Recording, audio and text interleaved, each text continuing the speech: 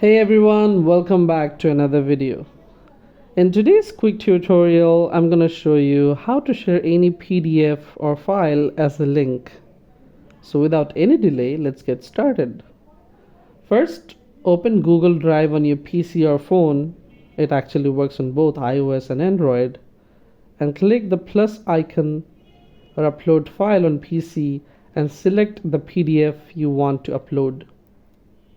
Once the file is uploaded, click the three dots that manage access.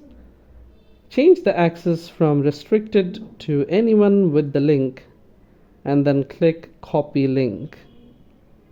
And that's it. That's how you have created a shareable link for your PDF. Now you can share it with anybody. Thanks for watching. If you found this video helpful, don't forget to like, comment, share, and subscribe to the channel. And I'll see you in the next one.